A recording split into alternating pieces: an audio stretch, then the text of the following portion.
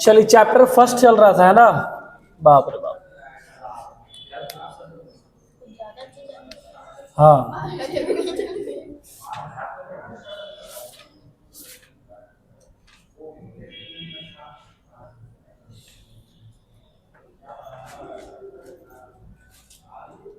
वास्तविक संख्या। आज हम लोग इसमें पढ़ेंगे अपरिमेय संख्या प्रूफ करने के लिए, ठीक है। और ये क्वेश्चन जो है इससे हर साल पूछता है, हर साल 2 मार्क्स में पूछता है नहीं हो, थोड़ा शक्ल चेंज करके, ठीक है। जैसे अगर एक एग्जांपल ले हम, अरे यार क्वेश्चन कैसे देता है समझिए। बोलेगा कि √3 सिद्ध कीजिए, है ना।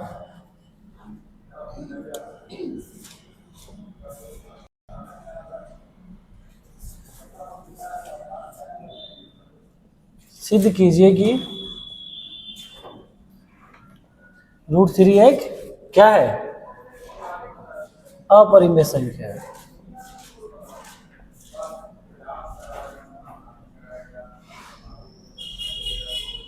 ठीक है। अगर इसको समझ लिया जाए तो सबसे आसान क्वेश्चन यही है। देखिए, हम बताए थे कि रूट में जो भी नंबर होगा जो एक पूर्ण वर्ग ना हो, है ना, वो कैसा संख्या होगा, अपरिमेय संख्या होगा। तो ये तो हमको मालूम है कि अपरिमेय संख्या है, लेकिन आपको प्रूफ करना होगा, साबित कीजिए कि एक अपरिमेय संख्या है। तो इसका तरीका यह है कि आपको पहले मान लेना है कि चलो ठीक है कि एक परिमेय संख्या मान लेते हैं। क्या करेंगे हम, मान लेंगे। माना कि √3 एक परिमेय संख्या है। आपको प्रूफ करना है कि अपरिमेय है, ऐसा साबित करना है। तो साबित करने के लिए पहले आपको मानना पड़ेगा कि चलो मान लिया कि वो एक परिमेय संख्या है।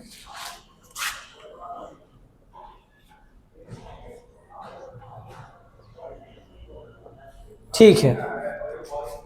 अब अगर ये परिमेय संख्या है तो बताइए कि हम बताए थे कि परिमेय संख्या को किस रूप में लिख सकते हैं, P/Q के रूप में। तो जब हम ऐसा मान ही लिए हैं तो क्यों ना लिखेंगे हम इसको, है ना। तो ये भी लिखेंगे कि माना कि √3 एक परिमेय संख्या है और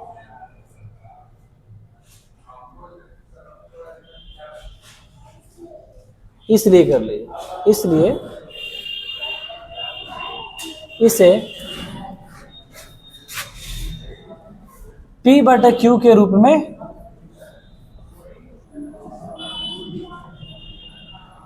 लिखा जा सकता है। ठीक है। एक चीज और लिखते थे इसमें, परिमेय संख्या में और कुछ होता था P/Q वाले में, Q क्या होना चाहिए था, Q कभी भी 0 नहीं होना चाहिए था। Q is not is equal to 0।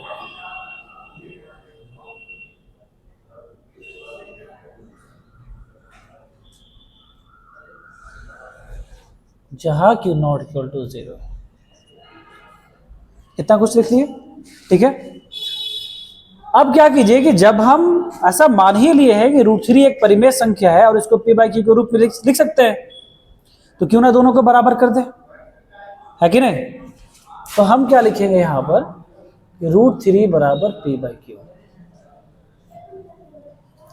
ठीक है। क्या अभी तक इसमें कोई दिक्कत। अब एक चीज आपको और इसमें दिखाना पड़ेगा कि ये जो P और Q है,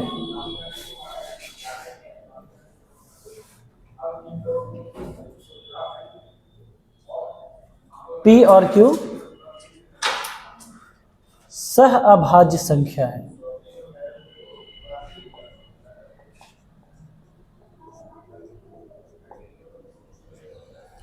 यहां बस किसी को समझ में आ रहा है लिखने का मतलब, नहीं आ रहा है।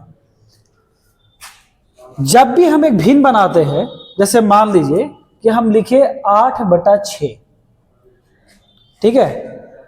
तो 8/6 ये जब तक सहअभाज्य भिन्न नहीं होगा, जब तक इसको हम छोटा ना कर दे। यानी आपको इसका मतलब समझना पड़ेगा कि सहअभाज्य होता क्या है। वैसी दो संख्या जिसका HCF कितना हो मासा 1 आए, कितना है 1 आए।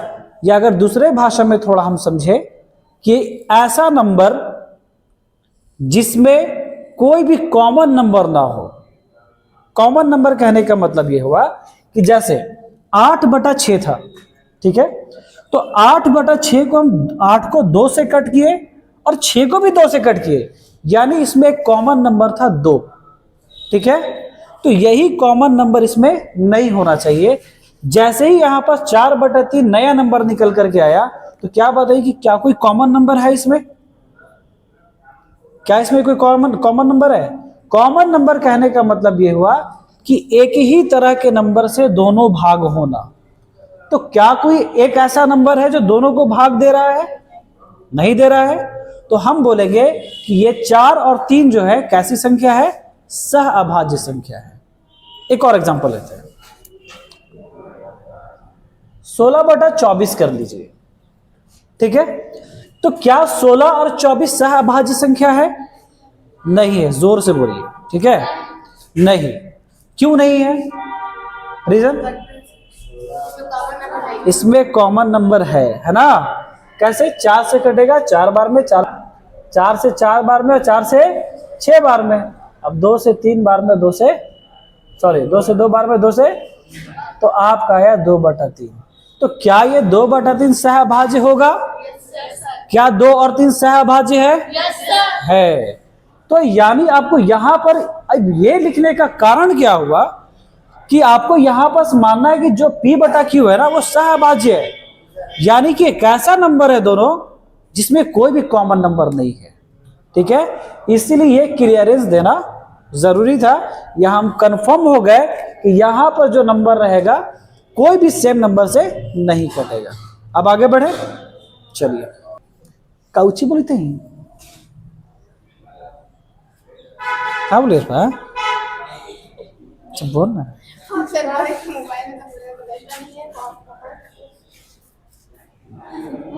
सब तेरे चल रहे। आइए, अब देखिए, बात ऐसा है कि कभी भी आपको प्रूफ करने के लिए देगा तो जितना भी स्टेटमेंट हम लिख रहे हैं वो एज इट इज होगा, बस सिर्फ और सिर्फ ये सब नंबर बदलेगा। बात समझ आया? ठीक है।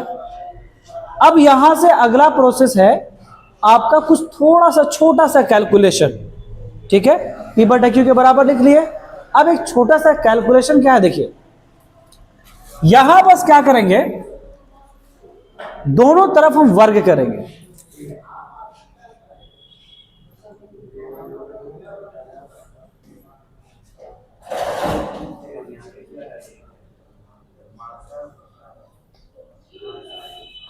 दोनों तरफ वर्ग करने पर अब बात ऐसा है कि वर्ग क्यों किया गया, तो कभी भी अगर आपको किसी नंबर से, रूट वाले नंबर से अगर आपको रूट को हटाना हो तो उसका क्या करते हैं, वर्ग करते हैं, ठीक है। लेकिन मान लीजिए कि इसका हम वर्ग कर दिए, ये रूट में है, ये तो रूट में नहीं है, है ना। अगर हम इसका वर्ग कर दिए तो ये रूठ जाएगा, नाइंसाफी हो जाएगा इसके साथ कि भैया इसको वर्ग दिया हमको नहीं दिया। तो इसीलिए हम क्या करेंगे, दोनों का हिसाब बराबर लगा देंगे। दोनों तरफ क्या करेंगे, हम वर्ग लगा दिए, ठीक है। आइए अब वर्ग लगाने से फायदा क्या हुआ उस चीज को देख लें। तो यहां हो गया √3 का स्क्वायर और P/Q का स्क्वायर। क्लियर? अब आपको तो पता ही है महान लोग को कि स्क्वायर से रूट कैंसिल। चलिए, तो 3 बराबर कितना, यहां पर P का स्क्वायर और Q का स्क्वायर। कोई डाउट यहां पर अब तक? हसन, कोई डाउट मुन्ना? चलिए, अब यहां पास करेंगे क्या कि क्रॉस मल्टीप्लाई करेंगे, तिरछा तिरछी गुना, ठीक है। तो Q स्क्वायर को जब 3 से करेंगे तो क्या जाएगा, 3Q स्क्वायर, और यहां पर क्या छुपा है, 1 छुपा है। तो 1 को P स्क्वायर से करेंगे पी स्क्वायर। इसको मान लीजिए इक्वेशन फर्स्ट। अब देखिए पहले जो स्टेटमेंट लिखा जाता वो हमने लिख दिया, इसके बराबर लिख दिया, छोटा सा कैलकुलेशन कर लिया। अब कैलकुलेशन करके आपको हासिल हुआ ये। अब आपको इसके बारे में थोड़ा सा कहानी लिखना है कि आखिर ये जो है हम इससे क्या कंक्लूजन निकाल सकते हैं। तो यहां बस हम देखें तो पता चला कि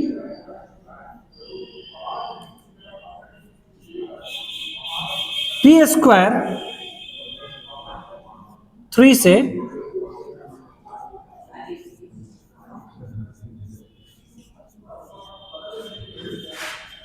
विभाजित होता है, ठीक है। पी भी 3 से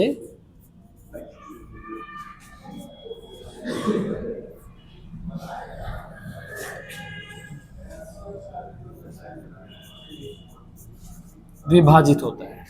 देखिए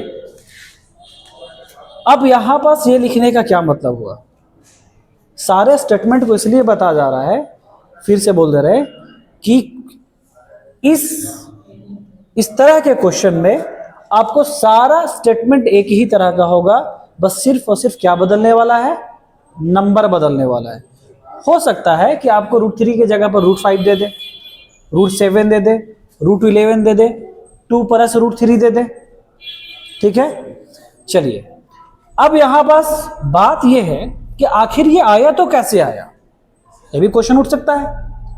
तो आप यहां पास ध्यान दीजिए, 3q² बराबर पी स्क्वायर में अगर हम देखें तो यहां पर q² बराबर पी स्क्वायर बाई 3 हो जाता है। कैसे?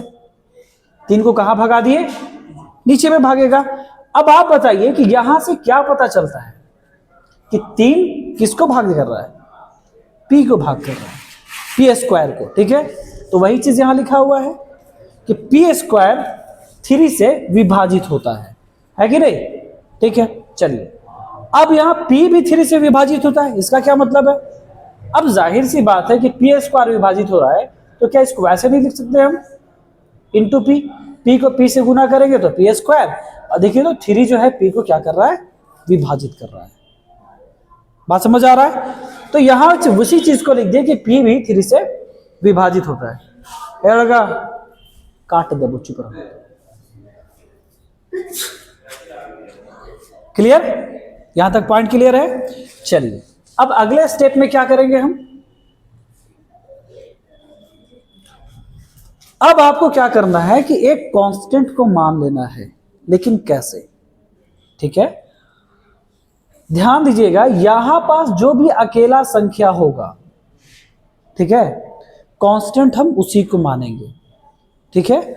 जैसे p अकेला संख्या है, ये तो 3 के साथ है ना, इसलिए हम उसको इग्नोर करेंगे, ठीक है। मानेंगे किसको, जो संख्या के साथ नहीं होगा, जो अकेले होगा।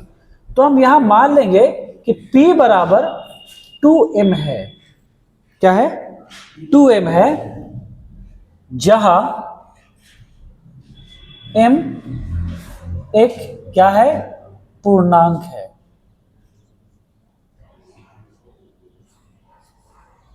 क्या है, पूर्णांक है। क्लियर। अब देखिए थोड़ा समझना पड़ेगा कि आखिर ये p बराबर 2m लिखने का क्या इरादा था, आखिर कारण क्या था, इससे क्या रिजल्ट मिला।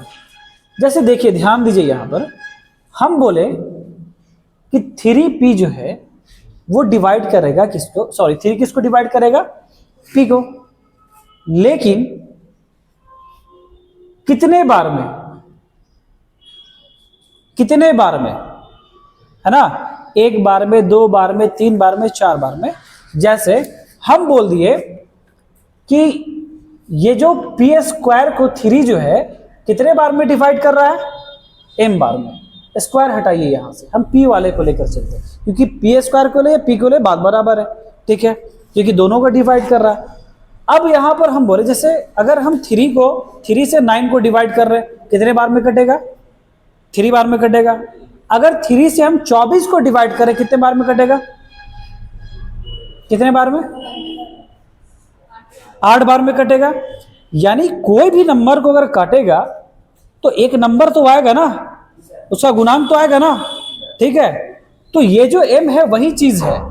तो आप ध्यान दीजिए कि क्या यहां p बराबर हम 3m कर सकते हैं? कर सकते हैं। कैसे कर सकते हैं? 3 चला गया, वहां भाग में था, गुना में चला गया, ठीक है। यानी कि ये जो p का जो मान है 3m के बराबर है, ठीक है। p का मान 3m के बराबर है। क्यों हुआ समझ में आया ना? यहां पास m आपको बता रहा है कि आखिर वो चीज जो भी वहां पास संख्या है 3 जो है वो p को कितने बार में काट रहा है। तो p कंफर्म नहीं है, p वेरिएबल नंबर है, चर संख्या है, तो हमें वेरिएबल नंबर वो भी मानना पड़ेगा कि वो m बार में काट रहा है। जरूरी नहीं है कि हम n ही माने, हम a मान सकते थे, b मान सकते थे, c मान सकते थे, कोई भी वेरिएबल मान सकते थे, है कि नहीं। हम यहां पास क्या मान लिए? m।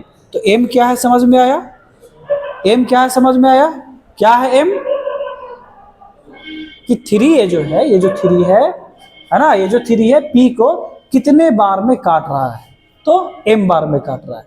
तो यहां पर हम मान लिए कि p जो है p बराबर 2m है, ठीक। जहां पर m क्या है? एक पूर्णांक है। पूर्णांक इसलिए बोला गया कि वहां पास हम कोई भी नंबर लिख सकते हैं, 1 2 3 4 -1 -2। बात समझ आया? चलिए, तो ये सब स्टेप एकदम फिक्स रहेगा। आइए आगे बढ़ते हैं।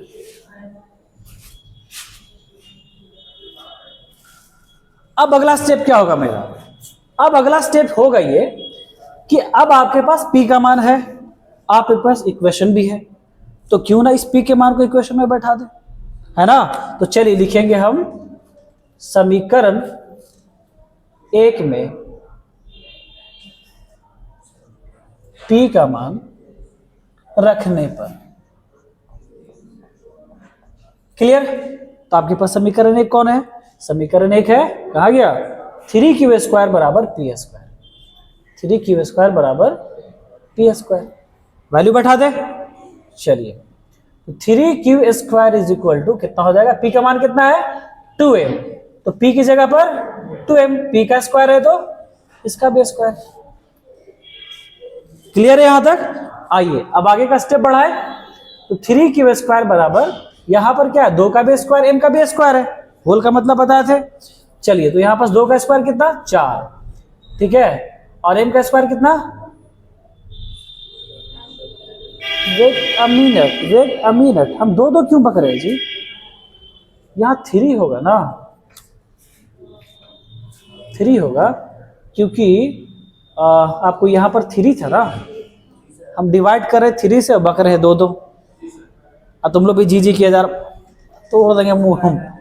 3 से ना डिवाइड कर रहे हैं, तो यहां पर अगर m बार में कट रहा है तो p बराबर 3m होगा, तो यहां पर 3 ना होगा।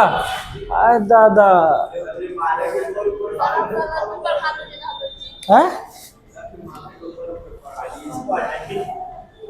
उससे क्या दिक्कत है तुमको? कहाँ ला देखना है? चलो एक बार ना इसको बता करके एकदम रफली बढ़िया से बताएंगे, ठीक है। चलिए, तो 3 का स्क्वायर लाओ और m का स्क्वायर m²। 3 से 9 कितने बार में? 3 बार में। q² बराबर कितना आया? 3m²। ध्यान दीजिए, ठीक इसी के जैसा यहां पर भी आया है ना। लेकिन यहां पास क्या हो रहा है? यहां पास ये हो रहा है कि 3 कहां पर आएगा? इसके नीचे, q² के नीचे, और m² हो जाएगा यहां पर, ठीक है ना। m² हो जाएगा यहां पर। अब यहां से क्या समझ में आया आपको कि अब जो है यहां 3 किसको डिवाइड कर रहा है? q² को। यहां किसको डिवाइड कर रहा था? p² को, ठीक है। चलिए, तो यहां पास लिखेंगे हम q² 3 से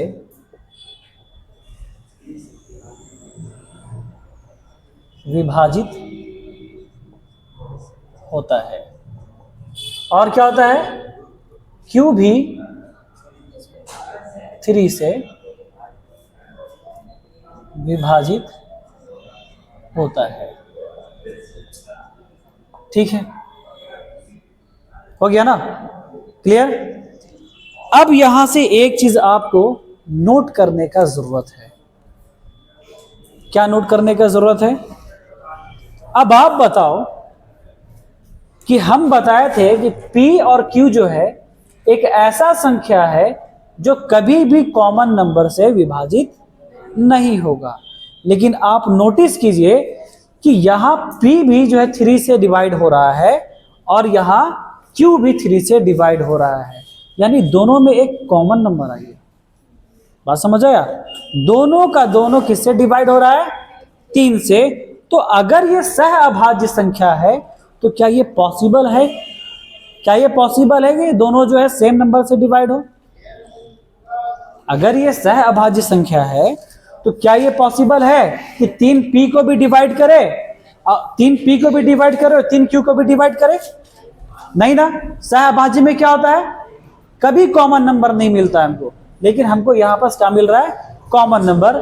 तो यहीं से मामला पूरा हो जाता है खराब, यहीं से पूरा मामला खराब।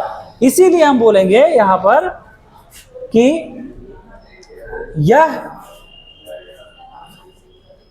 विरोधाभास है,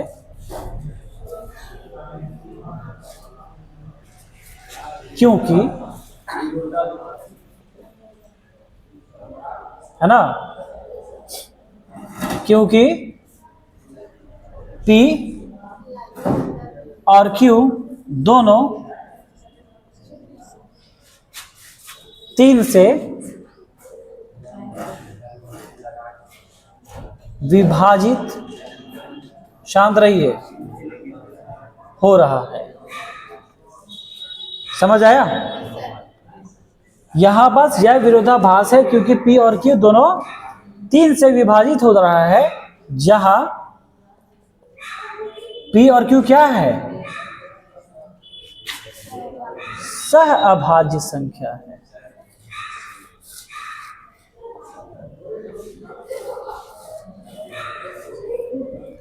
इसलिए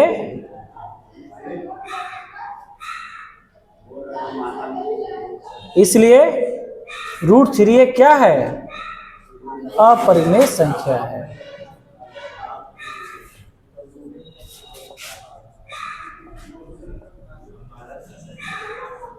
प्रूफ।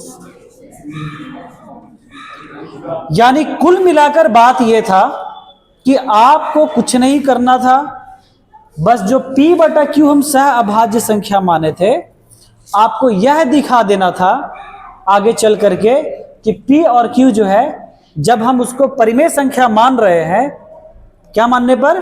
परिमेय संख्या मानने पर क्या हो रहा है? आगे बढ़ने पर हमें ऐसा दिख रहा है कि P और Q एक कॉमन नंबर से डिवाइड हो रहा है, जो कि पॉसिबल नहीं है। अब आप क्लियरली एक बात शॉर्ट में समझिए कि इस तरह के क्वेश्चन को कैसे बनाते हैं, और इस तरह का क्वेश्चन मोस्ट इंपॉर्टेंट है। मोस्ट इंपॉर्टेंट इसलिए है कि आप मैट्रिक के एग्जाम में चाहे किसी भी शिफ्ट का ले लीजिए और किसी भी सेट ले लीजिए, कोई भी सेट, हर एक सेट, हर एक शिफ्ट में इस तरह का क्वेश्चन देता ही देता है। इस बात को एकदम गांठ बांध लेना है। इसीलिए इसमें जो भी हम बताएं एकदम बढ़िया से समझना है, और इसमें ज्यादा कुछ नहीं समझना है, बस जो लिखने का तरीका, स्टेटमेंट, आपको उसको एकदम फिक्स कर लेना है यह माइंड में। छोटा सा कैलकुलेशन को दिमाग में रख लेना है, और उसके बाद यानी जो जैसा फ्रेम है, फ्रेम वैसा ही रहेगा, एज इट इज सेम रहेगा। जैसे पहले इसको लिख लीजिए आप लोग। अच्छा, कोई ऐसा पॉइंट है यहां पर जो समझ में ना आया हो? बोलो, कोई ऐसा पॉइंट? क्लियर है? चलिए ठीक है।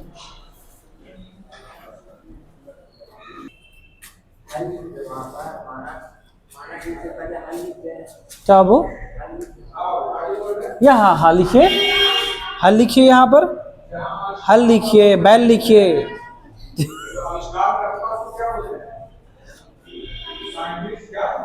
अब यहां पर समझेंगे एक बात जो शुरू में हम बताए थे कि ये फ्रेम जैसे है एज इट इज वैसा ही रहेगा। किसके लिए?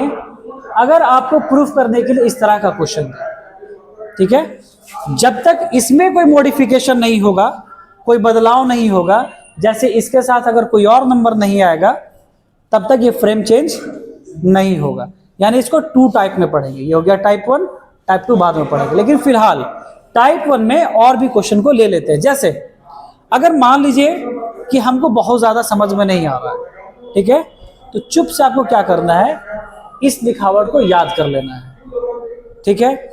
उसके बाद इस छोटा से कैलकुलेशन को समझ लेना है। उसके बाद यहां पास हमको क्या लिखना है, उस बात को याद कर लेना है। फिर सेकंड स्टेप में क्या होगा, इसको समझ लेना, छोटा सा कैलकुलेशन को, और फिर उसके बाद इसको याद कर लेना है। बात समझ आया? अब कैसे, सो समझिए। मान लीजिए कि आपको दे रखा है एग्जाम में √3 के जगह पर √5 कर दिया कि प्रूफ कीजिए, सिद्ध कीजिए कि √5 एक अपरिमेय संख्या है। कुछ नहीं करना है, जहां जहां 3 है वहां वहां आप 5 कर दीजिए।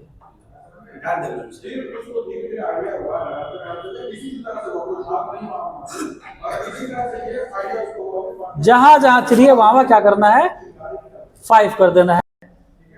धड़ाधड़ एकदम, लो लो लो लो लो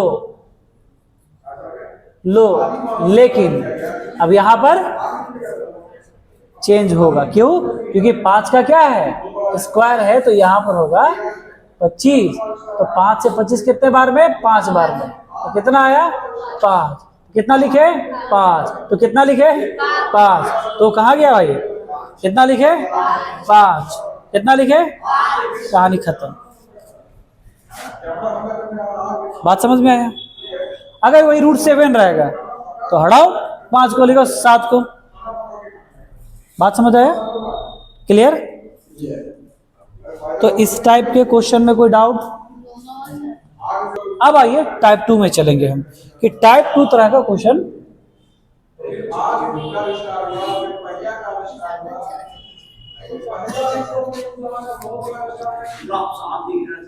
चलिए।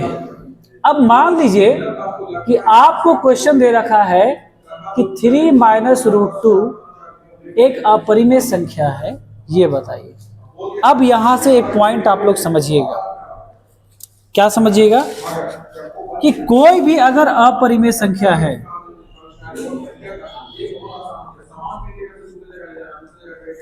कोई भी अपरिमेय संख्या, अपरिमेय संख्या कौन कौन होता है, रूट वाला। लेकिन रूट के अंदर कैसा नंबर होना चाहिए, जो पूर्ण वर्ग ना हो, जिसका कोई वर्ग ना हो, है ना। चलिए, अब उसके बाद कौन, जो सिंबॉलिक मैथमेटिकली होता है, पाई हो गया, फाई हो गया, ये सारा।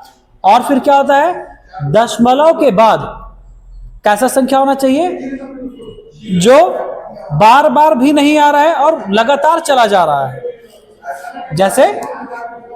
जैसे मान लीजिए कि 0.650183 ब्ला ब्ला ब्ला, है ना, रुकने का नाम ही नहीं ले रहा, चला जा रहा है। तो कैसा नंबर है वो, अपरिमेय संख्या। चलिए, और क्या बताए थे, जिसके नीचे 0 आ जाए वो भी, ठीक है। तो अब एक बात हमेशा आप गांठ बांध लीजिए कि कभी भी अपरिमेय संख्या के साथ में किसी भी परिमेय संख्या को जोड़ा जाए, घटाया जाए, गुना किया जाए, भाग किया जाए, तो हमें क्या मिलेगा, अपरिमेय संख्या ही मिलने वाला है। जैसे ये अपरिमेय संख्या था, 3 में से हम इसको घटा रहे, यानी कि ये परिमेय संख्या है और ये अपरिमेय संख्या है। लेकिन जैसे ही हम दोनों को मिला दिए, वो पूरा क्या बन गया, अपरिमेय संख्या बन गया, ठीक है। यानी अपरिमेय संख्या में जिसको भी मिला देंगे हम, क्या बन जाएगा, अपरिमेय संख्या बन जाएगा। क्लियर? तो अब ये भी क्या है, एक अपरिमेय संख्या है। अब आपको इसको सिद्ध करना है। तो सिद्ध करना है तो ऊपर वाला स्टेटमेंट रहेगा सेम, ठीक है। बस क्या करेंगे, यहां पर लिखेंगे 3 - √2। क्लियर? अब यहां पर क्या करेंगे, लिखेंगे 3 माइनस √2। ठीक है, चलिए। हाँ, लेकिन यहां पास से फॉर्मेट हो जाएगा चेंज। अब क्या चेंज होगा देखिए थोड़ा सा।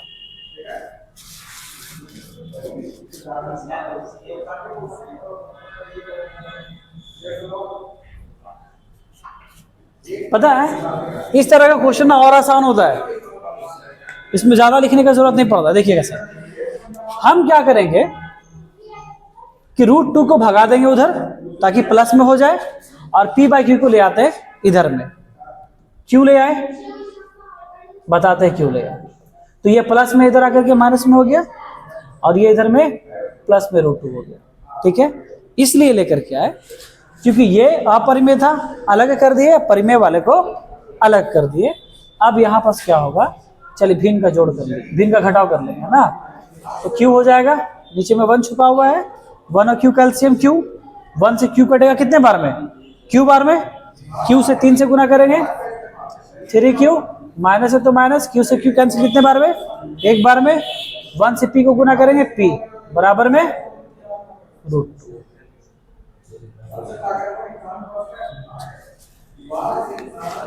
ये हो गया ना।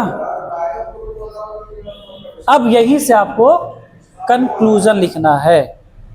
ठीक है, आपको यहां पास लिखना है ये कैसा संख्या है, परिमेय संख्या है। ये कैसा संख्या है, अपरिमेय संख्या है। तो यहां पास लिखिए इस तरीके से, हम जानते हैं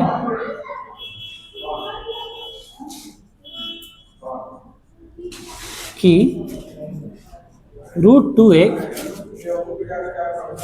अपरिमेय संख्या है।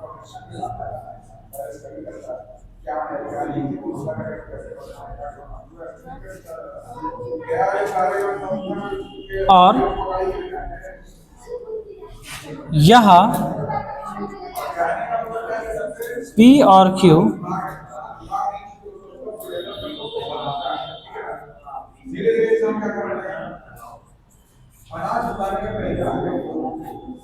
एक परिमेय संख्या है। इसलिए कभी भी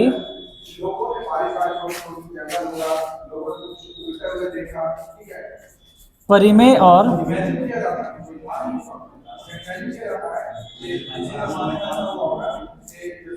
परिमेय संख्या समान, ये बराबर कर लो, बराबर नहीं हो सकता है ना। बात समझ आया। यहां बस क्या है कि हम जानते हैं कि भाई √2 क्या है, अपरिमेय संख्या है, और ये क्या है, परिमेय संख्या है। तो दोनों क्या बराबर हो सकता है, नहीं हो सकता है। तो हम इसीलिए लिखेंगे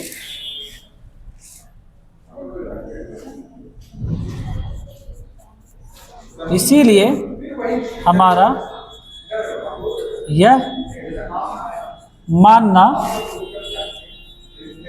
गलत होगा कि कितना 3 माइनस √2 एक परिमेय संख्या है। ठीक है, इसलिए क्या है, 3 माइनस √2 एक कैसी संख्या, अपरिमेय संख्या।